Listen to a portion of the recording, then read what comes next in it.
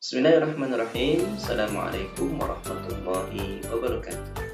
Selamat datang pada perkuliahan ke-9 mata kuliah Nahwu Lanjutan dengan topik Praktik Analisis Sintaksis Teks Arab Tanpa Huruf.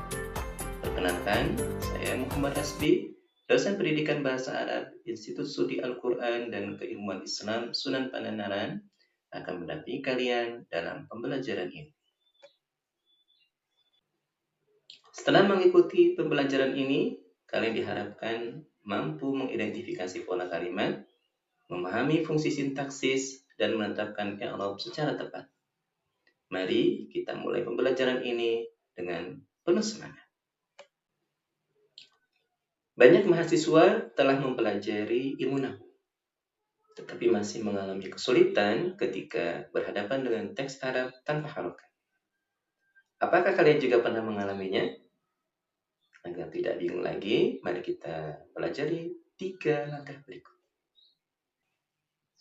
Langkah pertama yaitu mengidentifikasi pola kalimat.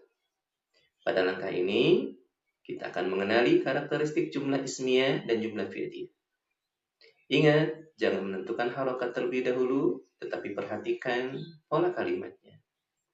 Apabila kalimat diawali oleh isim, maka kalimat tersebut termasuk jumlah ismiyah. Adapun apabila kalimat diawali oleh fi'il, maka kalimat tersebut termasuk jumlah fi'liyah. Perhatikan kalimat pada layar, fokus pada kata pertama dalam setiap kalimat. Apakah kalimat tersebut diawali oleh isim atau fi'il? Bagaimana kalau ternyata kita mendapati kalimat diawali dengan huruf?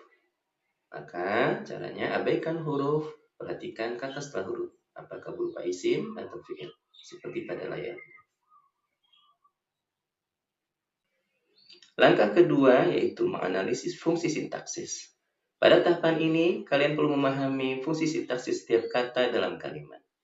Jika kalimatnya berupa jumlah ismiyah, maka unsur pokok yang harus kalian cari adalah mana mubtada dan mana khabar. Namun jika kalimatnya berupa jumlah fi'liyah, unsur pokok yang kalian harus cari adalah mana fa'il, mana fi'il. Atau bisa juga mana naibul fa'il, atau mana juga objek, ya, apabila kata kerjanya berupa kata kerja yang membutuhkan objek.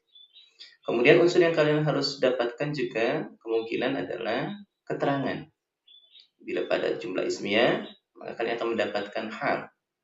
Namun bila berupa jumlah fi'liyah, maka kalian harus mencari kemungkinan adanya maf'ul fi, maf'ul li ajli, maf'ul ma'a, maf'ul mutlaq, dan kemungkinan juga adanya hal.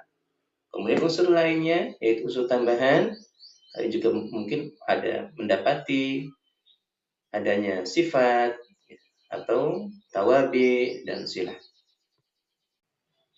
Sekarang perhatikanlah contoh kalimat yang ada pada layar. Yang berwarna merah adalah unsur pokok, yang berwarna biru adalah unsur pelengkap, yang berwarna hijau adalah unsur tambahan. Warna merah yang ada garisnya bisa berupa mubtada atau juga bisa berupa fa'il dan naibul fa'il. Langkah yang ketiga yaitu menetapkan i'rab. Pada tahapan ini, barulah kita menentukan harokat akhir setiap kata secara tepat.